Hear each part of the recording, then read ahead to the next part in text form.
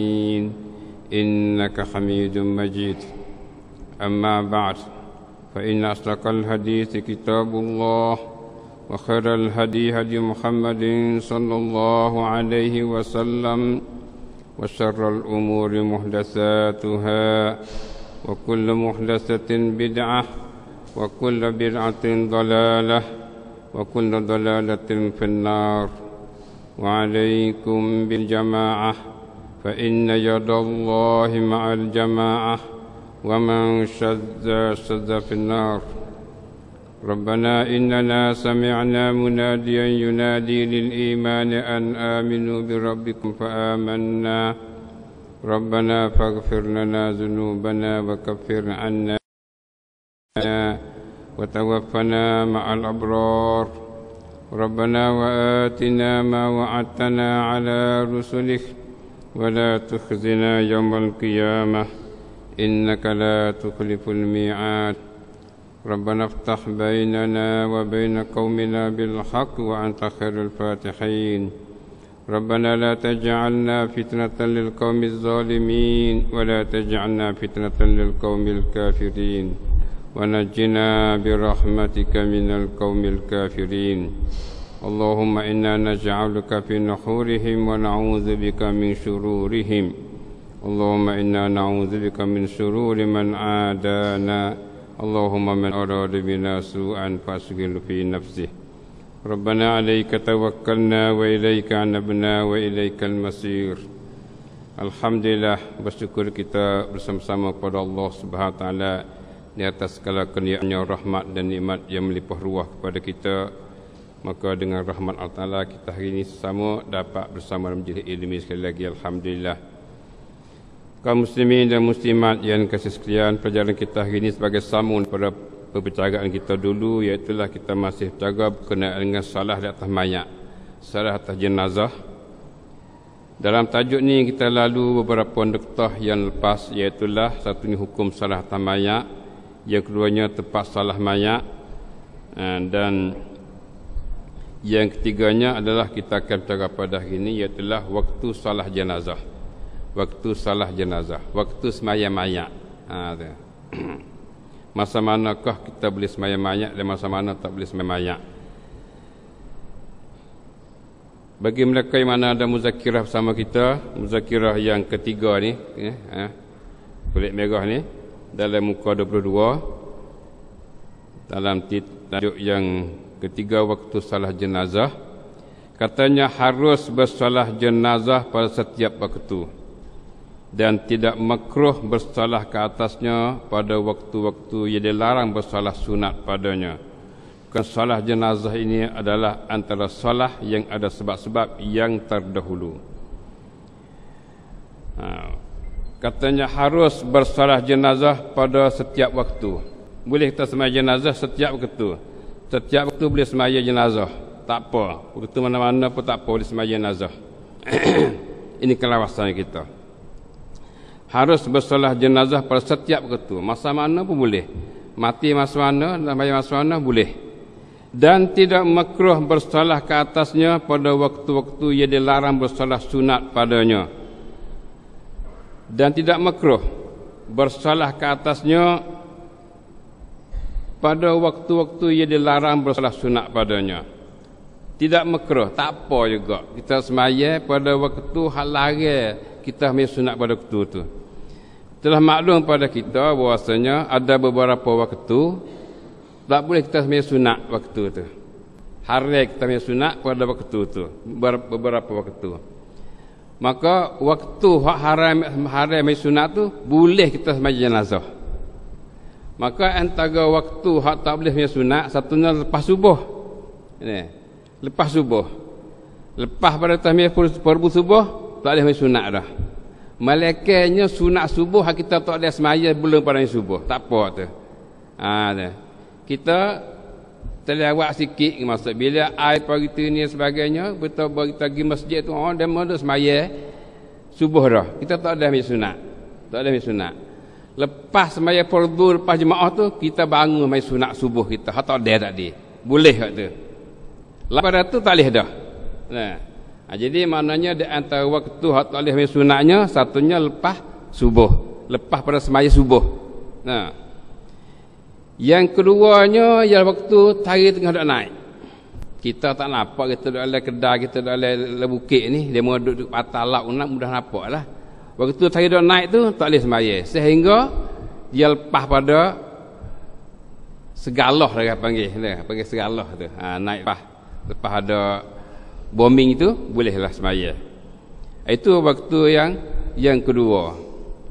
Waktu yang ketiga waktu tarik diri. Waktu tarik diri sehingga gelicih, bergelicih bolehlah. Masa tarik diri itu tak boleh semaya sunat situ tu. Ya kapaknya lepas mayasa. Lepas mayasa tak boleh juga tarik sunat. Melekanya asal sunat asal kita tak ada semayang. Tak ada semaya dengan sebab kita lewat dan kita mari masjid, dia mula semaya fardu asar dah. Lepas tu kita tertinggal sunat asar, tak ada semaya. Boleh kita semaya asar, sunat asar lepas pada semaya asar tu. Nah. Yang kelima waktu hari tengah nak jatuh. Waktu hari tengah nak jatuh tu tak boleh semaya dekat masa tu. Inilah katakan waktu-waktu hak tak boleh semaya sunat. Maka waktu tak boleh semaya sunat ni boleh kita semaya jenazah. Boleh kita semaya jenazah. Macam lepas asar. Boleh kita semaya jenazah lepas asar, tak apa. Itulah katakan dan tidak makruh bersolah ke atasnya pada waktu-waktu yang dilarang bersolah sunat padanya. Waktu lagi sunat tidak makruh kita semaya jenazah. Kerana solah jenazah ini adalah antara solah yang ada sebab-sebab yang terdahulu.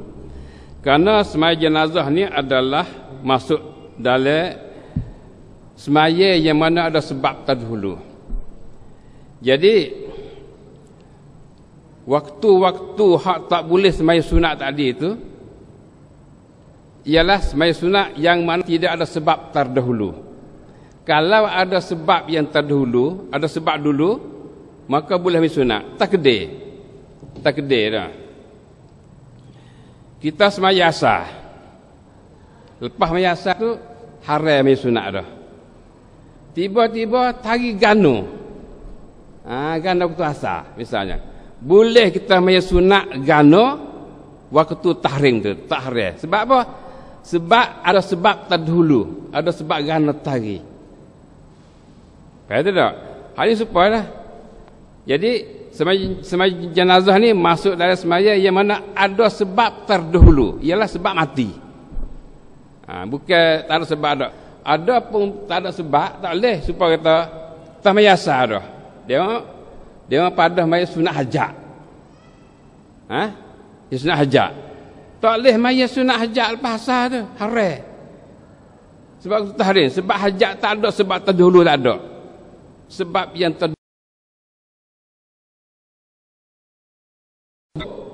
pas semua hajat lalu tak boleh haram. Tak? Jadi haram semaya sunat tu semaya sunat yang mana tidak ada sebab yang terdahulu. Kalau ada sebab terdahulu boleh. Tak apa. Itu dia. Maka semaya jenazah ni masuk semaya yang mana ada sebab yang terdahulu. Dan pula dia ni bukan semaya sunat.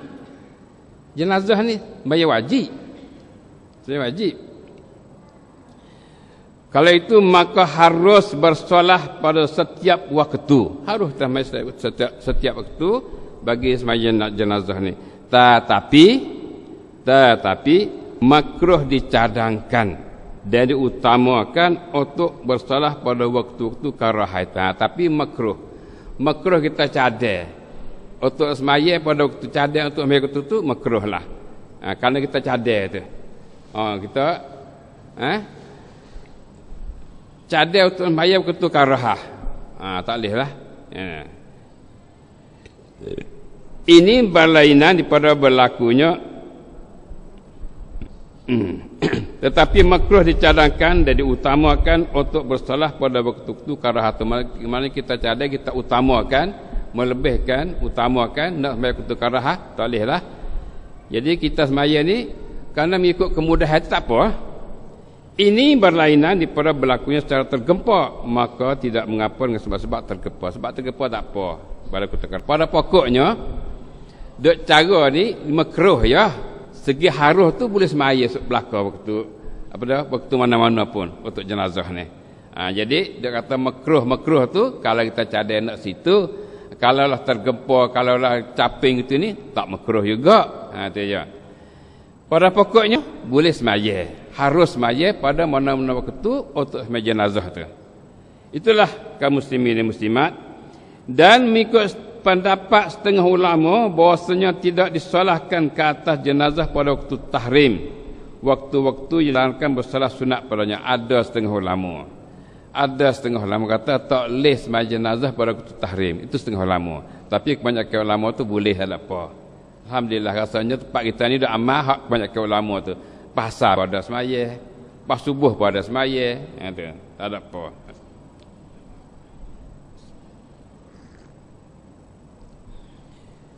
Itulah kaum muslimin dan muslimat yang sekalian, nuktah pertama dalam tarikh kita hubungan dengan waktu salat jenazah. Kita pergi pula pada nuktah seterusnya, syarat salat jenazah. Syarat salat jenazah. Syarat salat jenazah tu jatuh akapak dah, wabah akapak tu petelikung, dia datang 3 sini 4 dak pendek 5, ini mau ada tu tambah sikit akapak dak apel syarat tu. Syarat solat jenazah. Di syarat pada solat jenazah itu beberapa syarat. Ada beberapa syarat dalam solat jenazah, antaranya sebagai berikut. Ini dia antaranya. Yang pertama, hendaklah mayat itu sudah dipermandinya lebih dahulu. Hendaklah mayat itu sudah dipermandinya lebih dahulu. Kita nak semaya jenazah ni, mayat tu semaya dulu. Itu apa? Mandi dulu. Kalau mayat tak mandi lagi tu, tak semaya lagi lah. Kena mandi dulu. Mandi dulu. Barulah boleh kita tu semaya atas mayat. Itu sakut dengan mayat. Yang kedua, taharah. Bersih daripada hadas. Dan bersih daripada najis pada badan, pakaian dan tempat. Ini sakut dengan orang nak semaya. Mana syarat kita ambil mayat ni, kita tu kena ada wuduk lah. Bersih pada hadas. Bersih daripada hadas kecil dan besar. Waktu kita ambil mayat, mana kita ada wuduk. Dan bersih pada najis pada badan. Tu badan kita pun suci pada najis. Pakaian juga bersih dan juga tempat. Ini adalah antara syarat kita nak sembahyang mayat. Syarat sah salat jenazah tu. Yang ketiga, berdiri. Mayat ni pesin diri. Ini merupakan rukun solat. Rukun solat. Mayat kena diri bagi orang yang kuasa lah. Yang keempat, berniat bersolat di atas mayat ini, atas jenazah.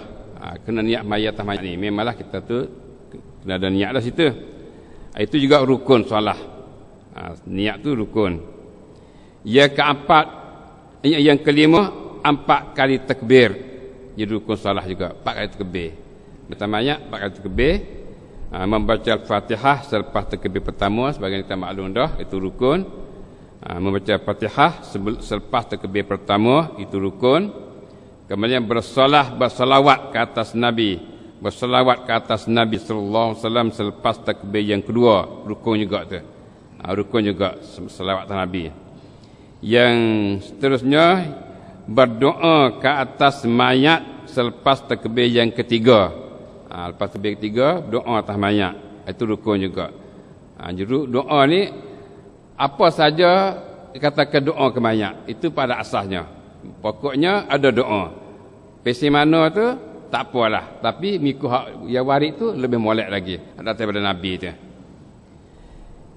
Yang keempatnya adalah berzikir atau berdoa selepas takbir yang keempat. Hak ni tiada wajib. Jadi hak kita berzikir atau berdoa lepas takbir keempat tu bukan rukun dak dia. Bukan rukun dak. Tu. Tak wajib tu. Seterusnya yang kelimanya salam. Lepas takbir keempat tu salam. Salam tu rukun. Salam tu merupakan rukun. Itulah maknanya masuk dalam syarat-syarat solat jenazah. Beberapa syarat yang mana ada sama kita. Baik, kita pergi seterusnya lagi. cara solat jenazah. Ini cara solat. Ini cara kita semaya. Bagi orang tak usah semaya tu ni cara semaya. Tapi alhamdulillah kita semua ni maya belaka, orang pandai maya belaka. Dah hari ni ada jenazah kita semaya hari ni. Hari ni ada jenazah hari ni. Kalau silapnya ada jenazah hari ni, maka bagi mereka tak ada wuduk tu, cadai wuduklah untuk semaya jenazah hari ni insya-Allah. Daripada ahli majlis ilmi kita juga yang meninggal dunia akan semaya jenazah kita hari ni. Alhamdulillah. Kita belajar bab jenazah itu semaya hari ni insya-Allah. Cara solat jenazah. Solat jenazah adalah suatu solat yang tidak ada padanya rukuk, sujud dan duduk. Semaya jenazah maya biasanya tak serupa dengan maya lain. Semaya yang mana biasanya tak ada rukuk, tak ada sujud, tak ada duduk. Duduk tak ada, diri saja ya. Bahkan ada padanya hanya berdiri, ada berdiri serta bacaan-bacaan yang tertentu. Ada berdiri, lepas tu baca tertentu, Fatihah, doa, salawat, doa dan sebagainya. Itu je. Dan mempunyai 4 takbir dan salam. Ni rupa semaya jenazah. Itu supaya semaya hak biasa ni. Kalau itu kita pergilah secara mudah-mudah, secara ringkas, kerana bagian bagi kita duk buat kerja dah. Cara bersolahnya adalah sebagai tertib berikut. Ini cara semaya secara tertib. Tertib berikut. Satunya takbiratul ihram. Takbiratul ihram. Jadi setelah seseorang itu berdiri di hadapan mayat, bagi kita berdiri di hadapan mayat dah, maka ia bertakbiratul ihram Allahu akbar dengan berniat bersolat atas mayat ini. Kita niat atas mayat ni. Kita Allahu akbar. Maka tentulah kita berdiri itu pun kita niat dalam mayat ni dah. Bagi kita takbir pun dalam mayat ni lah. Alhamdulillah. Sama ada ia menjadi imam atau makmum. Imam cara imam, makmum cara makmum. Itu makna kita dah niat untuk nak mayat atas mayat ni. Maka ia berniat mengikut kedudukan dirinya masing-masing serta ia angkatkan tangan pada takbir itu. Jadi setiap orang itu dia niat mengikut kedudukan ialah kalau dia makmum cara makmum, dia imam cara imam. Jadi takbir yang pertama ia diangkatkan tangan pada Allahu akbar, akit tangan. Habis itu.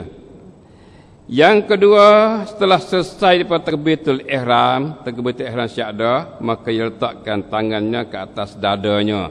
Tak tangan dada, supaya tersemayalah ini takbir ni. Allahu akbar, tak tangan dada, dan membaca auzubillahi minasyaitonirrajim, bismillahirrahmanirrahim, alhamdulillahirabbil alamin, Fatihah sehingga akhirnya. Fatihah. Itu je. Kita makmum itu email lah. Email takbir tak takbir. Itu dia. Habis kita takbir pertama. Yang ketiga, takbir yang kedua. Takbir kedua. Jadi setelah takbir pertama, baca Fatihah, takbir kedua. Setelah selesai daripada bacaan Fatihah, maka ia bertakbir yang kedua pula Allahu Akbar. Baca Fatihah waladhdallin, amin, Allahu Akbar. Dan Allah Akbar. Allah Akbar. Yang kedua ni lah mana? Pada takbir yang kedua. Dan juga yang ketiga. Dan juga yang keempat. Adakah diangkat tangan seperti takbir pertama atau tidak diangkatnya? Ini tepat ni. Takbir pertama okey. Allahu Akbar, angkat tangan. Taklah ada. Lepas tu sudah waladhdallin amin. Allahu Akbar yang kedua, yang ketiga, yang keempat angkat tangan ataupun tidak. Sini katanya ada padanya 2 pendapat ulama. Kita tahu situ. Tak apalah. Ada padanya 2 pendapat ulama. 2 pendapat ulama tentang akid tangan yang kedua. Allahu Akbar, Allahumma salli ala Muhammad. Allahu Akbar, Allahumma fir lahu. Akid tangan tak akid tangan tu khilaf ulama. Ada 2 pendapat. Kita tahu situ dah. Tu ya. Lama kita pergi akid tangan ya. Tak akid tangan tak kenalah. Hal ni bergabung dengan Hanafi. Hanafi tak akid tangan. Kalau akid tangan bayar semula. Bekai kuat je. Kalau akid tangan tak sah maya, mai mula. Masya-Allah lah.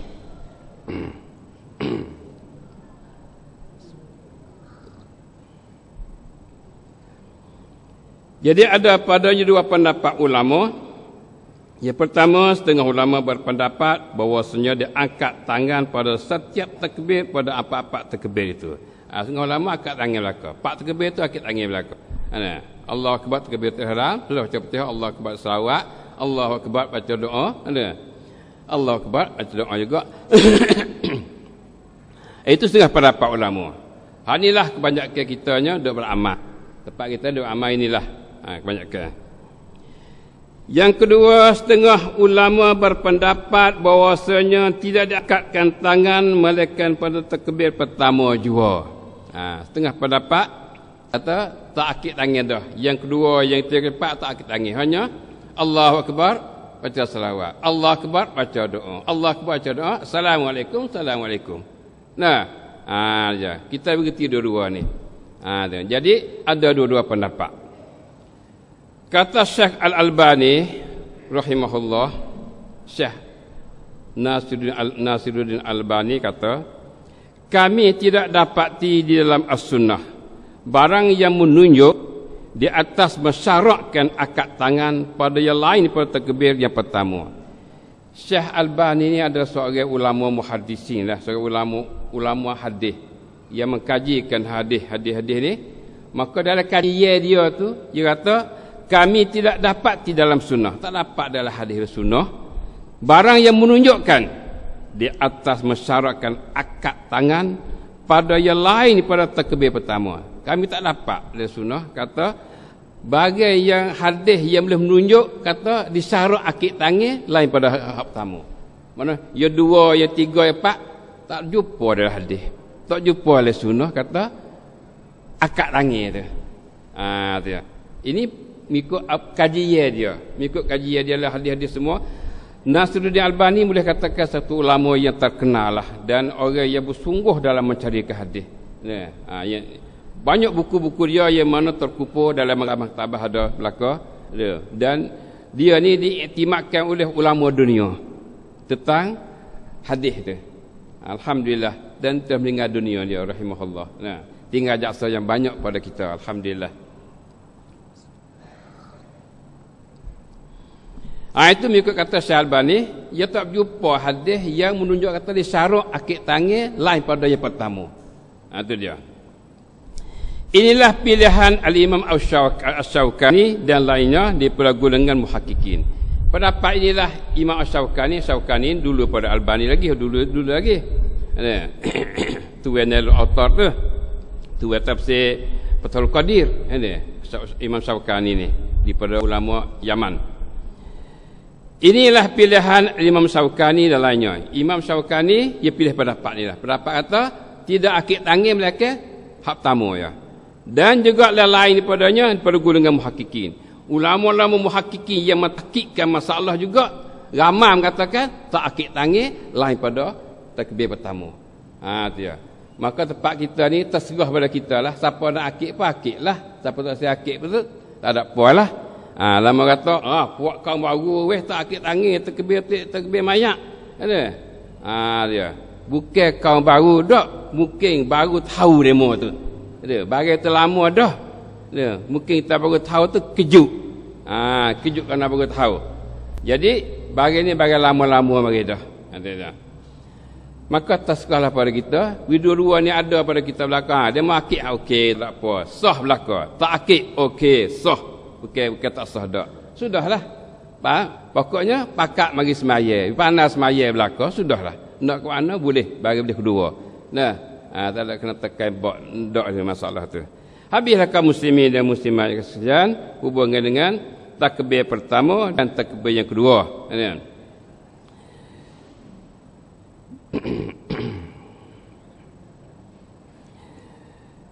Seterusnya kita ikuti dalam muzakirah kita tertib kapak bacaan selepas takbir yang kedua. Tadi kita baca takbir dah Allahu Akbar yang kedua. Allah Akbar si akid pun tak apa, nak akid pun tak apa. Jadi bacaan selepas takbir yang kedua. Lepas takbir kedua tu baca gapo? Setelah selesai pada takbir yang kedua, maka ia membaca selawat ke atas Nabi sallallahu alaihi wasallam. Dan selawat atas Nabi ini merupakan rukun, merupakan rukun. Baca selawat ke Nabi. Sebagaimana yang dibaca pada tasyahud akhir pada salah fardu 5 waktu. Selawat seperti kita baca apa dia? Pada tasyahud akhir itulah. Pokoknya selawat. Kalau kita tu tak ada baca panjang ni pun, misalnya kita ni mari akhir sikit dah. Ada dengar tu email tu. Dia misalnya. Jadi kita baca pendek tak apa. Ta'mir tu baca gi dah. Kita takut tak ada dengan dia, kita apa dia? Baca pendek. Boleh. Jadi yang semoleknya ialah kita baca selawat sebagaimana selawat yang mana kita baca pada tasyahud akhir, iaitu Allahumma salli ala Muhammad wa ala ali Muhammad kama sallaita ala Ibrahim wa ala ali Ibrahim wa barik ala Muhammad wa ala ali Muhammad kama barakta ala Ibrahim wa ala ali Ibrahim fil alamin innaka Hamidum Majid. Habis cerita. Adalah lepas dah takbir yang kedua.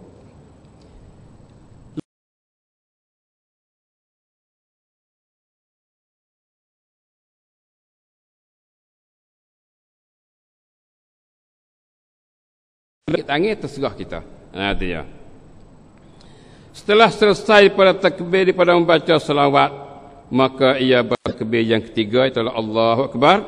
Kemudian diiringi dengan berdoa pada mayat dengan ucapan. Lepas tu kita berdoa pada mayat. Ya, doa pada mayat ni doa minta ampun pada dia dengan apa doa? Di antaranya Allah yang hak waris. Hak pokoknya we ada berdoa. Cukuplah mengikut apa yang diterangkan dalam mazhab kita Syafi'i rahimahullah. Tapi untuk sempurna tu kita baca doa hak waris pada Nabi. Waris pada Nabi. Hak ni lebih sempurna, lebih molek lagi.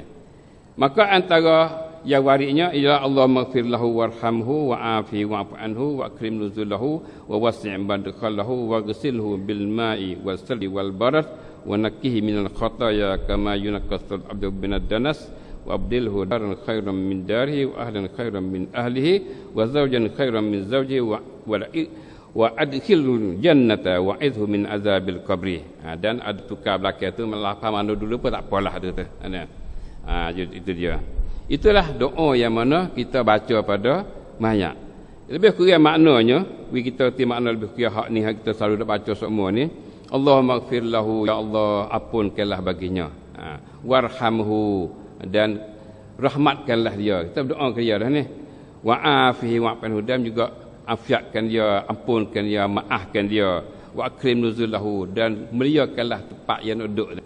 Tempat yang turun gitu, minta muliakan situ. Wa wasi' madkhalahu, wiruahlah tempat yang masuk tu.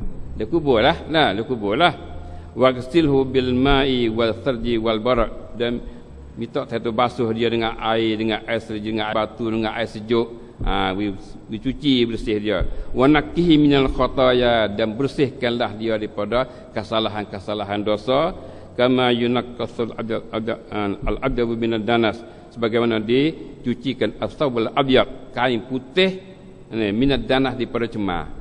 Basuh cuci supaya kita basuh kain putih daripada cemar. Cuci jerpok semula. Wa abdilhu daran min darihi, dan tukarkanlah bagi dia kampung negeri lebih baik pada kampung negeri hanya dulu. Pergi pada negeri ni boleh molek lagi. Wa ahlan khair min ahli, dan tukarlah ahli lebih baik pada ahli dia ada rumah ni. Jaga jumpa ahli sana ni lebih molek pada ni. Wa zawjan khairan min zawji, dan apa dia isteri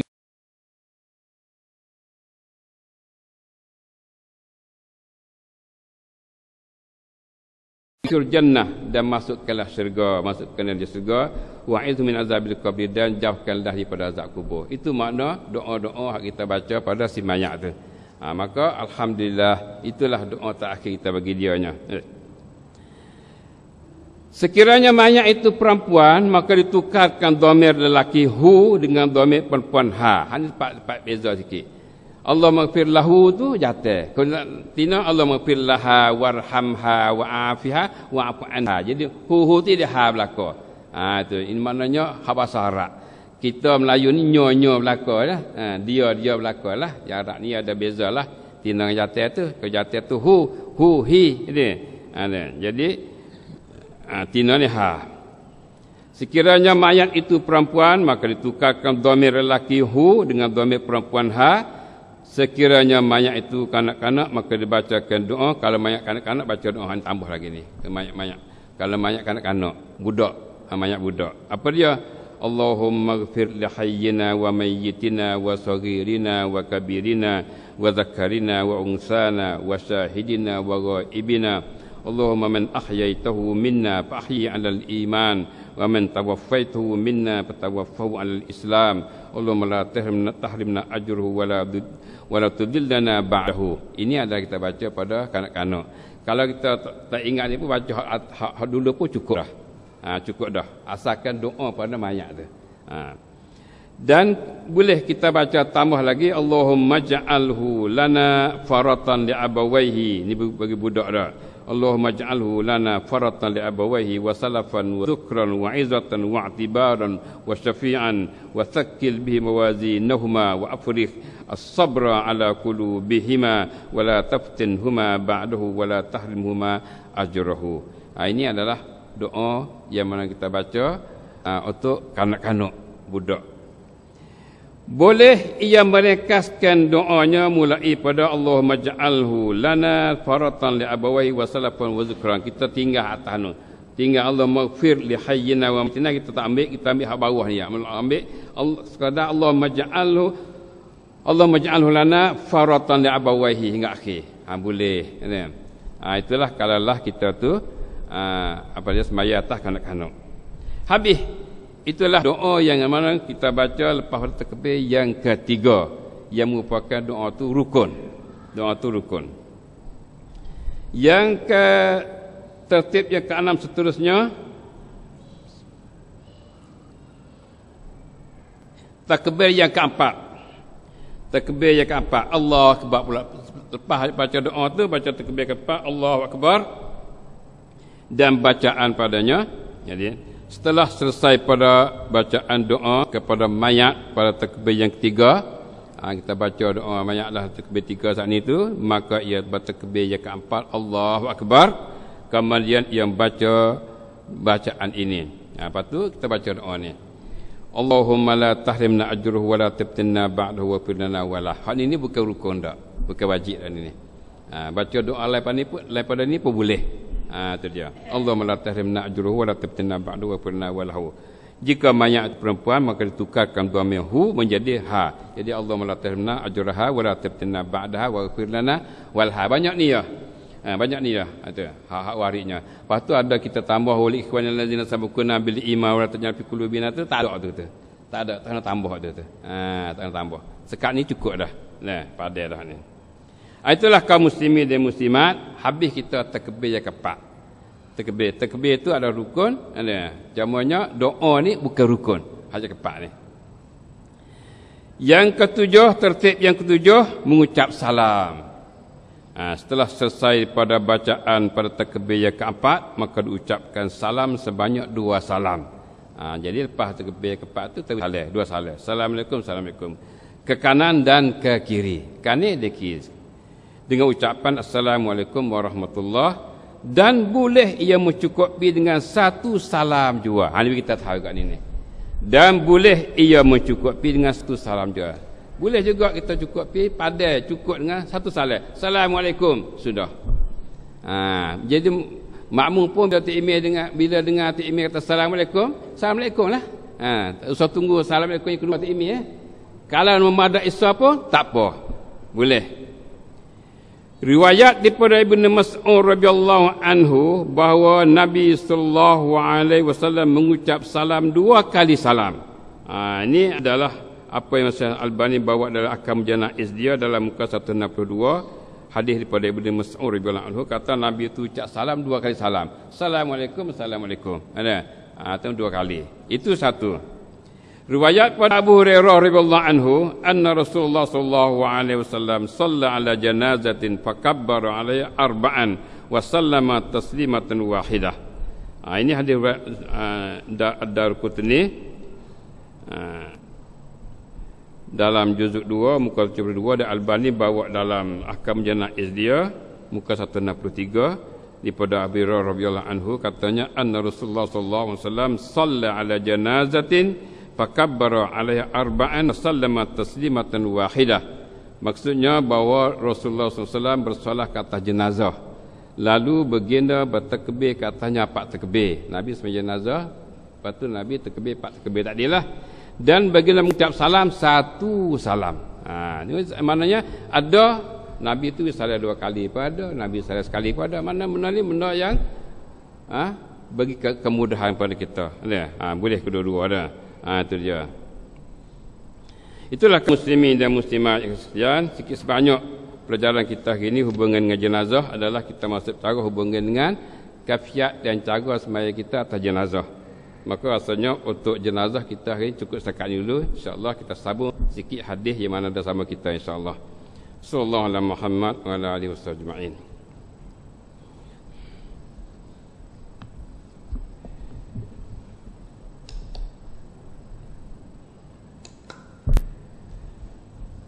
Bismillahirrahmanirrahim. Alhamdulillah wa bihi nasta'in wa la haula wa la quwwata illa billahil aliyyil azim. Wa sallallahu ala sayyidina wa habibina al-Mustafa Muhammad wa ala alihi washabbihi wa man istana bi sunnatihi wa ihtada bi hadihi wa da'a bi da'wati ila yaumiddin.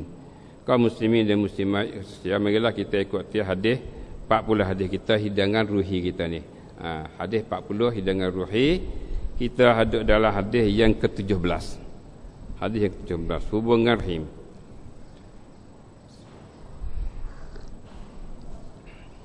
Hubungan rahim. Tajuknya hubungan rahim, hubungan adik-beradik, hubungan adik-beradik. Qala Rasulullah sallallahu alaihi wasallam, ar-rahimu mu'allaqatun bil arsy. Taqul man wasalani wasallahu Allah wa man qata'ani qata'ahu Allah. Hadis muttafaqun alaih, Bukhari Muslim, Bukhari juz 10 muka 350 dan Muslim dalam rakam 2555. Nabi kata ar-rahim mu'allaqatun bil arsy. Taqul man wasalani wasallahu Allah wa man qata'ani qata'ahu Allah. Maksudnya rahim itu tergantung dengan aras. Rahim tergantung dengan aras. Rahim ini adik-beradik. Hubungan adik-beradik. Mana hubungan ni benda maknawi. Benda maknawi. Benda tak nampak hubungan ni. Hak kita nampak ni orang, tapi diri rahim tu benda maknawi. Katanya rahim itu tergantung dengan arah, tergantung dengan arah rahim. Ia berkata, rahim kata, sesiapa yang menghubungi aku, nescaya Allah menghubunginya. Dan sesiapa yang memutuskan aku, nescaya Allah memutuskan dia. Rahim kata, siapa yang hubungi aku, Allah hubungi dia. Siapa putus dengan aku, Allah putus dengan dia. Itu rahim kata. Rahim kata-kata. Kita adalah orang mukmin, orang beriman. Kita nak beriman dengan Allah dan Rasul. Apa yang mana Allah cerita dan Rasul cerita, kita yakin kata itu adalah benar. Itu adalah benar. Innamal mu'minuna alladzina amanu billahi wa rasulihi tsumma lam yartabu. Sungguh orang beriman itu ialah orang yang beriman dengan Allah dan Rasul dan dia tidak sok lagi, tak ragu lagi. Maka ini di antara beriman dengan Rasul yang mana Rasul ceritakan pada kita kata rahim itu tergantung di aras. Lepas tu rahim kata siapa hubung aku, Allah hubung dengan dia. Siapa putus dengan aku, Allah putus dengan dia. Dan kita tengok keterangan akan datang dalam hubungan keterangan hadis ni. Kita tengok dalam Intisari dia pengajaran hadis ni. Katanya hubungan rahim dengan keluarga.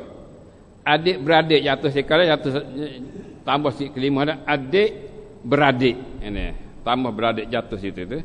Hubungan rahim dengan keluarga, adik beradik dan kaum kerabat adalah suatu tuntutan dalam Islam. Hubungan adik beradik ini satu tuntut dalam Islam. Islam tuntut supaya kita tu ada hubungan adik beradik. Bagi hubungan rahim itu ada kelebihan dan faedah amat banyak di dalam hukum agama dan dalam hubungan hidup sesama manusia. Memang hubungan rahim ni ada kelebihan banyak, ada faedah banyak.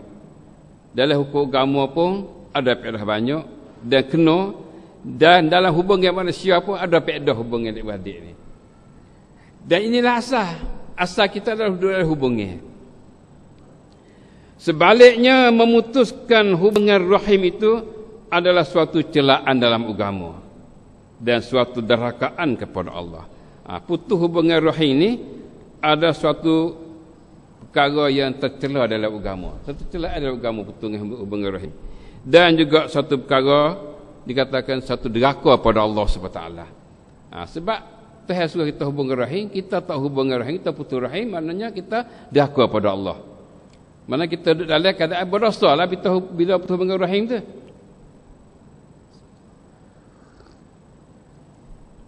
Yang kedua, rahim adalah suatu pengertian yang berbentuk maknawi, bukanlah berjisim. Rahim ni satu benda bentuk maknawi. Rahim, kita tengok tak nampak rahim. Hubungan rahim, gapo hubungan rahim itu? Kita tengok itu hubungan antara satu dengan dua ni, dua-dua orang ni, tapi diri rahim tu kita tak nampak. Itu hubungan maknawi. Hubungan maknawi, bukan berjisim. Iaitu hubungan ni mana tak nampak. Ia tergantung pada aras. Rahim gantung di aras. Sambil menyeru dengan katanya, rahim kata, sesiapa yang menghubungi aku, iaitu menghubungi rahim, nescaya Allah menghubunginya dengan melimpahkan rahmat dan ihsan kepadanya. Ini dia.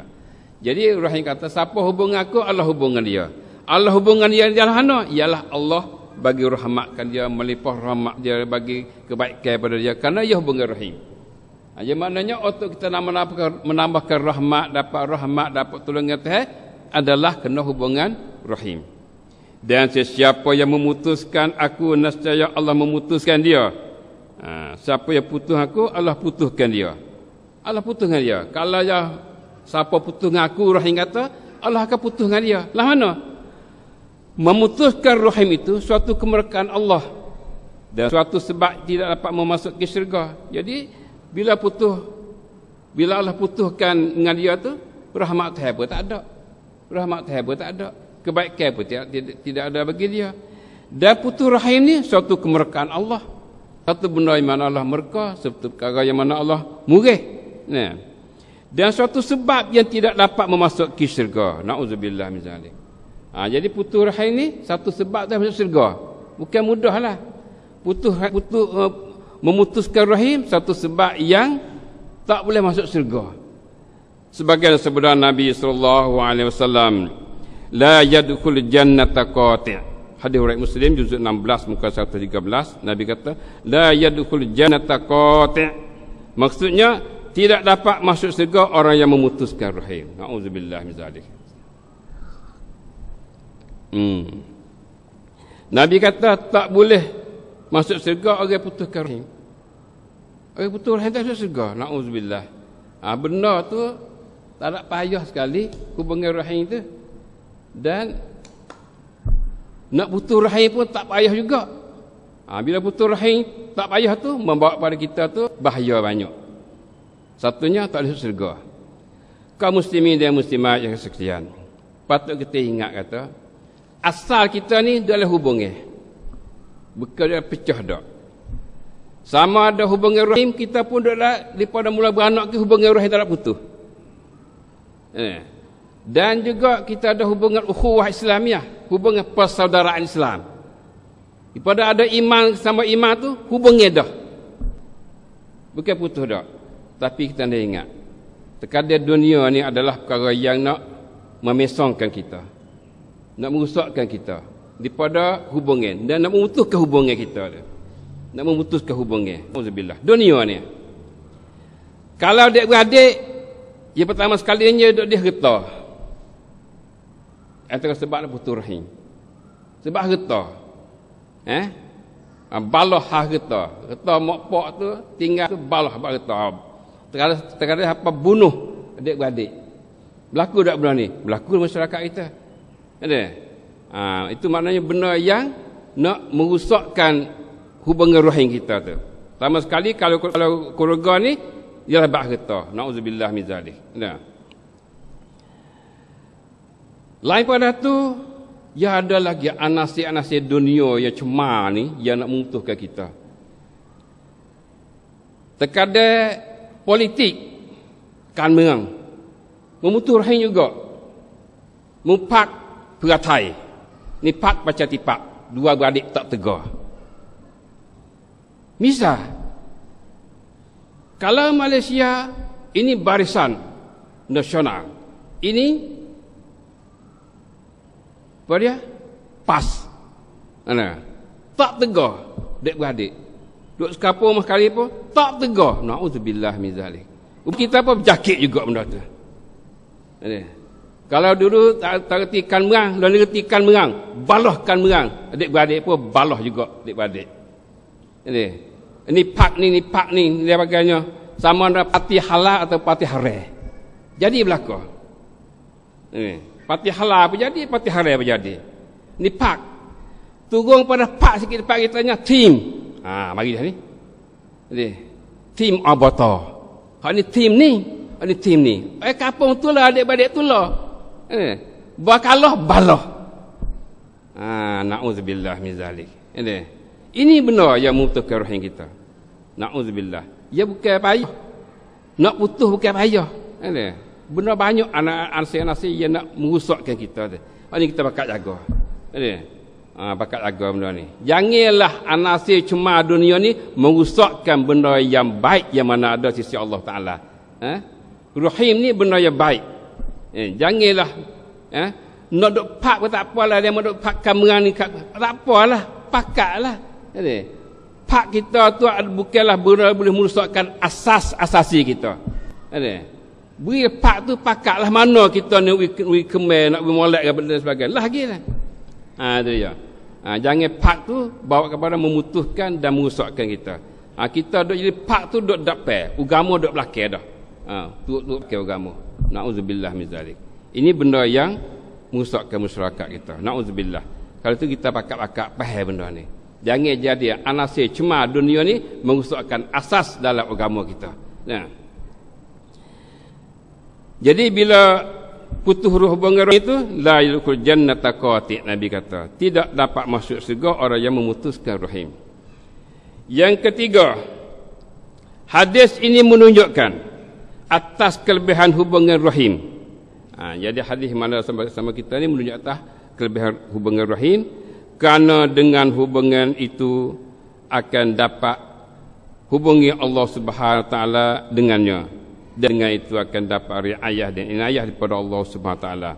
Jadi bila kita tu hubungan rahim, maka dapatlah kita hubungan dengan Allah Subhanahu Wa Taala, dan bila dapat kita hubungan Allah Taala, maka akan dapatlah riayah dan inayah, jagaan dan belaan daripada Taala akan jaga kita. Bila kita tu ada hubungan rahim. Jadi kita pokoknya hubungan rahim adalah merupakan hubungan dengan Allah Subhanahu Wa Taala. Bila hubungan Allah akan dapatlah riayah, pertolongan dan bantuan pada Taala. Dan lagi sebutlah Nabi sallallahu alaihi wasallam, Nabi kata man ahabba an yubsata lahu fi rizqihi wa yunsa'a lahu fi athari falyasil rahimahu. Man ahabba an yubsata lahu fi rizqihi wa yunsa'a lahu fi atharihi falyasil rahimahu. Hadis riwayat Muslim juzuk 16 muka 114. Maksudnya sesiapa suka supaya diluaskan rezekinya dan dipanjangkan umurnya, maka adalah ia menghubungi rahimnya ataupun menghubungkan rahimnya, maka adalah yang menghubungkan rahimnya. Sesiapa suka supaya diluaskan rezekinya, siapa suka untuk luaskan rezeki dia, siapa suka supaya luas rezeki banyak, rezeki luas, rezeki murah dan dipanjangkan umurnya, siapa suka nak panjangkan umur lagi, maka adalah ia menghubungkan rahimnya. Hubungkan rahim ni merupakan sebab luah rezeki. Luah rezeki. Sebab kita hubung dengan Tuhan. Riayah inayah Tuhan tu bagi. Dah hubungan rahim memanglah satu rezeki yang mudah-mudahnya. Kalaulah adik-beradik kita tu ada diri ada kau, boleh makan diri ada kau. Kita ada apa yang makan kita dan sebagainya. Boleh tukar lagi mari. Berapa tu hubungnya kering. Lagi jalan mah demo pun tak pergi dah. Musim dia pun tak pergi dah. Musim botel tak pergi. Sebab apa? Sebab putus dah. Ada buku berapa buku tu? Bukunya buku pak hari tu. Na'udzubillah. Buku tim tu tak lagi. Na'udzubillah min zalik. Untuk panjangkan umur. Panjangkan umur ni saya ingat. Sebenarnya umur ni bila terletak dah tak 90 tu dah. Panjangkan umur tu barakah dari hidup. Barakah dari hidup dia. Bila ngeh hari umur tu sekat tu dah. Tatuk situ dah. Semuanya dalam hidup tu ada barakah, ada kebaikan. Maka kebaikan yang mana buat tu mungkin akan berkekal lebih pada umur dia lagi. Yang mati dah pun hasil dari kebaikan itu akan berpanjang sampai kiamat. Itu mana barakah dalam umurnya. Kalau itu untuk dapat benda tu hubungkanlah, Nabi kata fal jasir rahimahu, maka hendaklah ia menghubungkan rahim, jangan putus rahim. Itu dia. Dan seterusnya, hubungi rahim itu bukan dimestikan ada pemberian yang saling beri memberi. Kita ingat kata hubungi rahim ni bukan sekadar kata mu beri aku beri, bukan sekadar tu. Hak tu jalan dah, bukan hubungi rahim jalan dah. Tapi bukan setakat tu. Lebih dari itu lagi, banyak lagi. Itu sebahagian padanya. Lama kata sekadar tu beri hadiah pergi mari itu jalan dah. Hak tu kena, tapi bukan setakat tu. Ada lebih lagi. Sebagaimana sabda Nabi sallallahu alaihi wasallam, Nabi kata laisal wasilu bil mukafi walakinnal wasil alladhi idzan qat'at rahimahu wa salaha. Ini pesannya. Laisal wasil bil mukafi walakinnal wasil alladhi idzan qata'at rahimuhu wa salaha. Hadis riwayat Tirmizi rakam 1913. Maksudnya bukanlah orang yang menghubungi rahim itu dengan beri memberi. Bukan setakat itu. Nabi kata hubungi rahim bukan setakat beri aku beri, bukan setakat saja. Tetapi orang yang menghubungi rahim itu ialah orang yang mana jatuh sekal tu tambah yang ada muzakirah tambah sikit sini. Tetapi orang yang menghubungi rahim itu ialah yang mana apabila yang mana apabila terputus rahimnya, maka ia selalu menghubunginya. Ni hubungi rahim. Hubungi rahim ni apabila putus ia pergi hubung. Bukan setakat beri saja dak. Hak ni yang berat ni. Izan qata'at. Kalaulah kita tak nak putus gapo ni, biasa. Mana kita hubungi rahim duk panjang semua gi paketik. Biasalah. Tapi bagi putus dah nak hubung klik semula tu. Ya putus lagi hubung klik semula. Ni berat ni. Inilah makna hubungi rahim. Hubungi bila putus dihubung. Hak ni sah. Hak ni tinggi apa ya kebaikan yang mana bolehnya. Walakinnal wasil alladhi idzan qata'at rahimahu wa salaha. Itu kan hubungi rahim. Bila putus, dia selalu hubung. Ni bila putus, dah tak tegar dah dengan dia. Dan sebagainya. Sampai mati. Nauzubillah. Ni susah kira ni. Ikut hadis berat juga, la yadkhul jannata qati'. Tak ada masuk syurga ke putus hubungi rahim ni. Besar kan kira dalam mahkamah lah. Akarat esok tu. Kalau tak ada buku mula lah, tak apa. Habis dah satu. Kih tak ada mula lagi dah. Tak ada masuk sarung mula lagi dah. Tapi bila ada kih tu, kena kira akhirat esok tu. Sebab kita putus hubungan rahim tu. Sebab tu kita usahakanlah supaya tidak ada putus hubungan rahim daripada awal lagi. Semoga kita tu selamat daripada segala bahaya yang mana akan menimpa kita, insyaAllah. Itulah kaum muslimin dan muslimat yang sekian untuk satu pelajaran hadis pada kita hari ini, untuk jadi iktibar pada kita dan pengajaran pada kita, untuk jadi bekalan dalam perjalanan kita dalam hidup dunia kita ni. Semoga hubungan rahim kita tu molek. Apatah lagi hubungan ukhuwah Islamiah tu sah-sah lah situ. Hubungan persaudaraan Islam sah dah kena tidak situ. Tambah yang kedua pula hubungan rahim sah lagi pula dah.